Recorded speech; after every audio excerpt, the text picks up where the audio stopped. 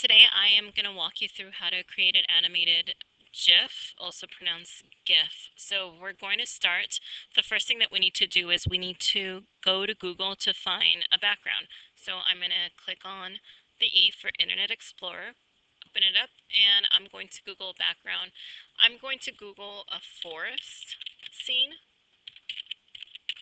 but I suggest that you Google something that's pretty broad, something that's pretty open, something that's that would make a good background, like a beach scene or a space scene or a meadow or just anything that you think would create a good background. I've seen students pick like a football field or stuff like that, something that's not too busy, something that's not too dark, something that's not super bright, something that's not pixelated when you stretch it, so it's not a tiny picture that when you stretch it, it goes blurry, and something that's not watermarked. So there is a lot of good example here. I don't want to pick this one because it's too dark. So something like this or like this would be good. So just kind of go ahead and take your time and you're going to look. This is an example of a watermarked one. If you can see, it says Shutterstock on it and it has an X. If it has a watermark, don't pick it, pick something else. So for this example, I'm going to pick this one right here. I'm going to click on it.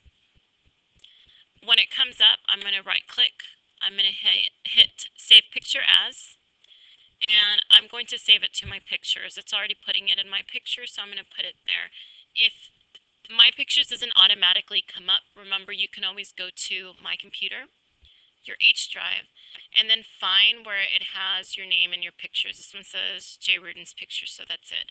And I'm going to change the name and just call it Forest Scene, so I know what to look for.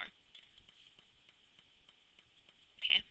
The next thing that I need you to do is you're going to get to my teacher website. The best way to do that is you hit the home button, and yours is going to take you to the student portal that looks like this. When you get here, then you would click on PUSD Classrooms. Scroll down. You would click on the word school to open Copperwood. Scroll down and find my name, Ruden Jeannie. When you get there, there are several options over here on the link. You're going to have to scroll down a little bit, but we're going to click on TLC links. We're going to click on animation resources because remember this GIF is an animation. And there are two options for you, cartoon clip art 1, cartoon clip art 2. So it really is up to you what you like. This one has stuff on Cartoon Network, Disney, Comics, Fox Network, Hanna-Barbera, Nicktoons, Warner Brothers, and a bunch of other ones. The other link, Clip Art 2, also has a bunch of clip art. I believe it's mostly Disney related, but they do have other stuff, like they have Care Bears, Barney, Ice Age, Jimmy Neutron, Littlest Pet Shop.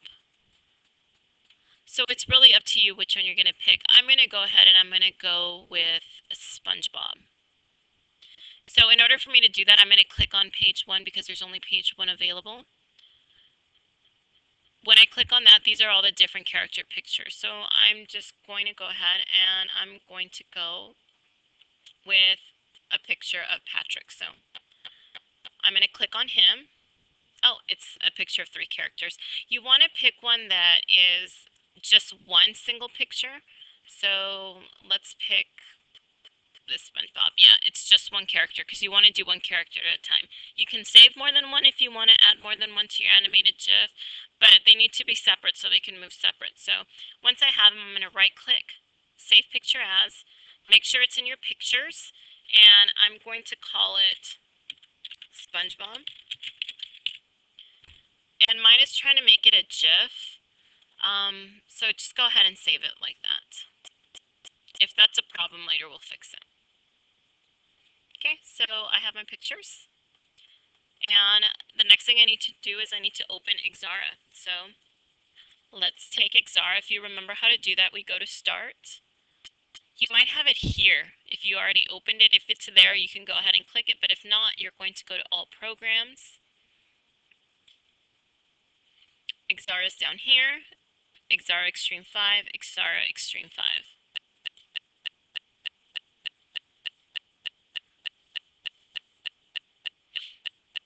And we're going to wait patiently for it to open. So remember that we're created this animated GIF in this graphic creator program. And what we're going to do is we need to think of an idea for a story. Your animated GIF shouldn't just be your character on a beach and just walking. There should be something. There should be a beginning, a middle, and an end. So kind of think about as you're creating it, what you're going to have your character do. So once I'm in XARA, the first thing that I'm going to do is I'm going to click on this little page. Up here, it looks like it has a ladder next to it, but that's an animation. You click it for a new animation. When you click it, you're going to get this box. It's called an animation frame. Mine is long because I put it over here off to the side and it made it long. But you might have yours floating around and it might be shorter than this, and that's okay. If yours is like this, it doesn't matter. But if you put it off to the side, it's going to make it long. I like it there off to the side. If you don't like it, it's okay. You always want to keep this if for whatever reason you accidentally X out of it. You can always click this little thing that looks like a staircase up here, frame gallery, and open it because you're going to need it. So, okay, let's get ready to start. So the first thing that I'm going to do is I'm going to set my background. So I'm going to go to File, Import, and make sure you hit Import, not Import Graphics. I'm going to find my pictures. So you can go to my documents, scroll down and find where you have your pictures. There it is, my pictures. And first I'm going to do my background, because remember that XARA works in layers. So you are going to want to put your character above your background. So put your background first. So we're going to click on background. Remember that this white space here is a working area. If your picture is out of the space, when you actually look at your animated GIF, it's not going to be visible. So only what's in this white area is visible. So remember to have the selector tool. You're going to click it, place it on there, and resize it. If your picture happens to be really large, remember you always can scroll sideways and up and down to find it. But make sure that it's the size of the white box. I would double and triple check it because I would hate for you to think you're in the animation pane and you're not. So, okay, once it's snugly fit in there, you're going to right click it and find where it says lock, and it will have the name of your picture. Lock photo forest scene JPEG. That's what I called mine. I called my forest scene. But yours is going to probably say something different, whatever yours is called. So click on the one that says lock. And what that does now is no matter if I have a selector tool, it doesn't move around. It stays put. And the reason that you want that is when you put your character over it, the new layer, and you click the selector tool, your background isn't going to move around. That's super important, because if it moves around, then it's not going to look right with the background moving. It shouldn't. Okay, so the next thing that I'm going to do is I'm going to bring my character in. I'm going to go to File, Import, and I'm going to click on my SpongeBob. And if you get a dialog box, hit OK. And there's my SpongeBob. Hopefully you'll have one that doesn't have a white background. If you have a character that has a white background, I'll also include a separate video that shows you how to remove the background. Because we don't want a character that has a white box around it. That might happen. In this case, I got lucky and it didn't. So I'm going to put SpongeBob in my starting position. Remember that you have to use depth perception. So what does that mean? That means that if your character's far away, you're going to make him look small so it really looks like he's far away. If your character is up close to you, you're going to put him up close so he looks like he's right there. So remember to use depth perception. So I'm going to have my character start tiny, tiny, tiny, tiny in the back. And I'm going to have him run through. So this is my starting position. I'm going to come up here and I'm going to go to Properties, Animation Loop Speed, And right here where it says 0.5 seconds, I'm going to change it to 0.2. That way, when I play my animated GIF, it's going to play kind of like at a fast speed. If you want to slow it down or speed it up, you can always do that by changing it here, but I suggest 0.2. That usually works pretty good. Okay, so there's my first frame. It says frame 1, and I'm going to hit copy, move my character a little bit, copy, move my character a little bit, copy, move my character a little bit, copy, move my character a little bit. Remember to resize him a little bit because he's getting closer.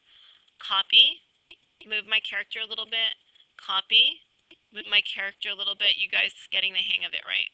Copy, move my character a little bit, copy. I'm going to click him one more time so I can turn him. Copy, turn him a little bit, copy, turn him a little bit, copy, turn him a little bit, and that's only because I want it to look kind of like he's falling. So at this point, I'm going to just keep copying and making him move. If I don't want him to turn, I can always click out of it, make sure the selector tool is there,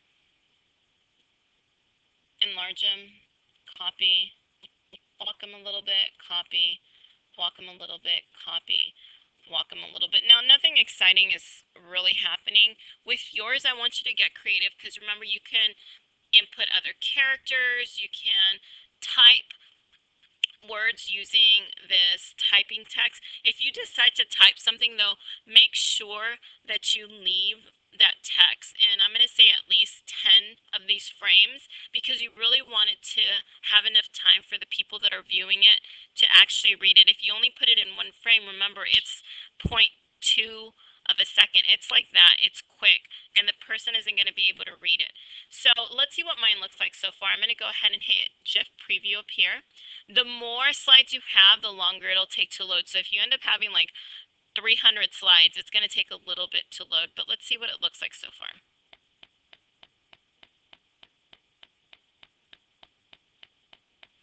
Okay. So with yours, mine, I only did 15 frames. You are going to do over 150. Your goal is to make a GIF that's about 30 seconds long. Ideally, that's what we would want it to be. So you would just do the same thing, copy, move it a little bit, copy, move it a little bit, copy, move it a little bit, copy, move it a little bit. I think you guys are getting the drift of this, so. Once you have it and it's as perfect as you want it, let's say, I know that mine didn't have like a beginning, middle, and end. It didn't have like a problem. There wasn't a bear that came and attacked them. There wasn't like an ice cream truck that came in. There wasn't like a meteor that came and exploded and dropped aliens. There wasn't anything like that. But let's just pretend that there was. I'm going to preview it. It's loading, it's loading, it's loading. Awesome, it looks amazing. Mrs. Rudin's going to be really happy with it because I followed all directions. So the next thing that you're going to do is you're going to come up here and you're going to export it as an animated flash. So there's these, when you have the selector tool, there's these options. One of them has a golden arrow that points up and it says, actually no, we're going to do the one that has the G, export animated GIF. If you click it, save it to, it's saving it under my pictures. That's fine. Call it final GIF or GIF. Hit save.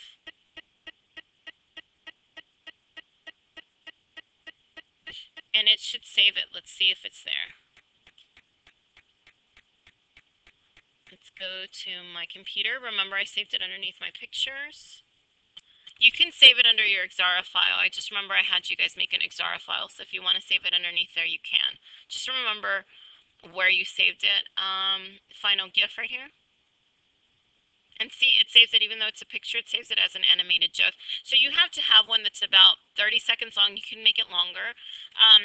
Get really creative with it, like I said.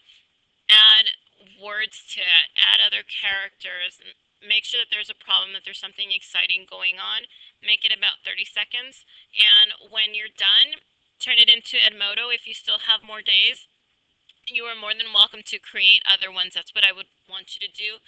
If you're on media team, I encourage you to create some that maybe we can use for media team for the different holidays.